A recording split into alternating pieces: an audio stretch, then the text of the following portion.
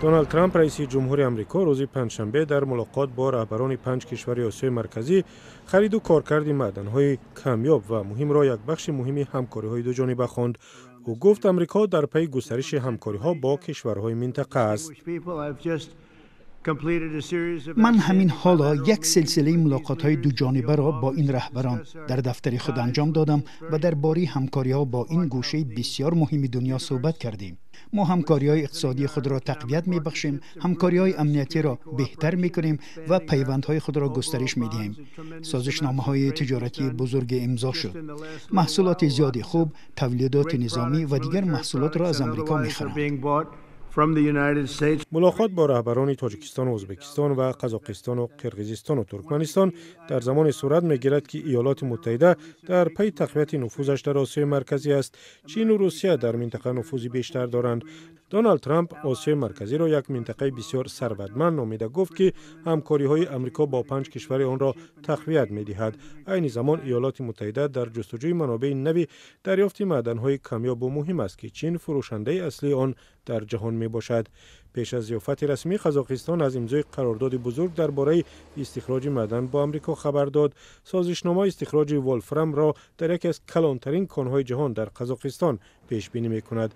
ارزش سازشنامه بیشتر از 1 میلیارد دلار است و شرکت آمریکایی کوفکس کپیتال در این کان سرمایه گذاری میکند.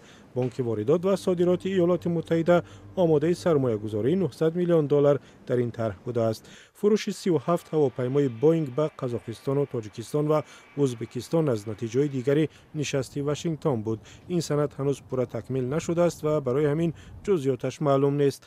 در جبهه دیپلماتی قزاقستان از آمادگی برای پیوستن و پیمان ابراهیم خبر داد. این تشبث از سوی آمریکا راهاندازی شده، هدفش عادی ساختن روابط اسرائیل با کشورهای عربی و مسلمانی است. امام علی رحمان رئیس جمهوری تاجیکستان گفت که کشور در زمینه استخراج و فروش معدن‌های نادر با آمریکا همکاری‌های نزدیک دارد. امام علی رحمان گفت بر اساس اطلاع پژوهشگاه گیولوژی آمریکا کشور ما از نظر استحصال سرمه در جهان در جای دوم است و حالا بزرگترین تولید کننده سرمه سخت است که آمریکا با آن بسیار توجه دارد و ما همکاری عالی در این زمینه داریم. سال گذشته 97% صادرات تاجیکستان به آمریکا را فروش سرمه تشکیل داد. شرکت‌های آمریکایی به خصوص به سرمه و دیگر معدن‌های نادر توجه دارند که در تاجیکستان فراوانند. تاجیکستان در بین کشورهای آسیای مرکزی معدن‌های کمیاب و مینرال‌های مهم به حد زیاد دارد. ما مشتاق همکاری‌های امنیتی خود می‌باشیم که تاکنون نگران آن هستیم. رقابت در جهان برای معدن‌های کمیاب و مهم به مثل ولفرام، اوران، لیتیوم زیاد می شود که آسیای مرکزی ذخیره‌های فراوانی آنها را دارد. با گفته امام علی رحمان همچنین قرار است شرکت سامان ایر با ارزش 3 میلیارد دلار و از جمله در آینده نزدیک 8 هواپیمای پیشرفته بوئینگ بخرد. امکانیت‌ها خیلی فراوان هستند. ما آماده همکاری هستیم. بعضی مسائل امنیتی است که با ما صحبت را ادامه میدیم. با شما من سلامتی می‌خواهم. برای کار موفقیت. سلامت باشید. رهبران دیگر کشورهای آسیای مرکزی هم در نوبت خود راجع به همکاری‌ها با آمریکا صحبت کردند و شوکت میرزیف رئیس جمهوری ازبکستان به دونالد ترامپ برای میزبانیش تشکر گفت.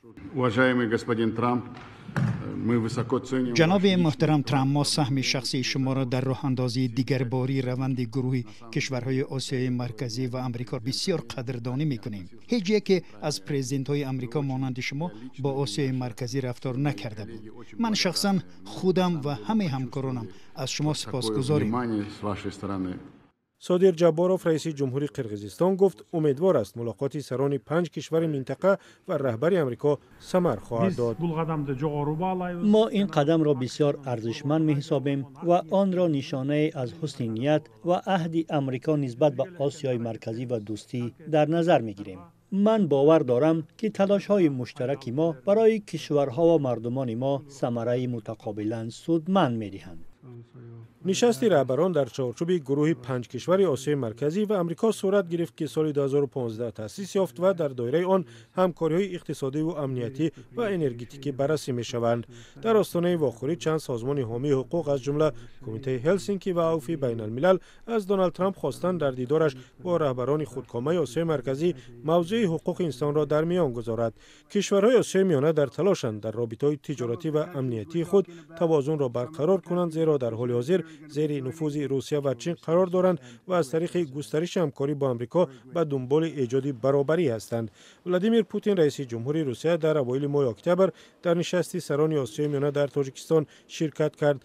سی جین پین رئیس جمهوری چین نیز ماه ایون با رهبران منطقه در قزاقستان دیدار داشت. اتحادیه اروپا نیز در ماه اپریل در ازبکستان نشست با رهبران آسیای مرکزی برگزار کرد تا درباره سرمایه‌گذاری در زیربنیادها و دسترسی به معدن‌های مهم منطقه گفتگو کند. ایالات متحده هر سال در بخش‌های گوناگون صدها میلیون دلار به کشورهای آسیای مرکزی کمک می‌کند. با وجود این واشنگتن در گزارش سالانه‌اش کشورهای آسیای مرکزی را برای پایمال کردن حقوق انسان و محدودیت‌های آزادی سخن و آزادی دین تنقید می‌کند.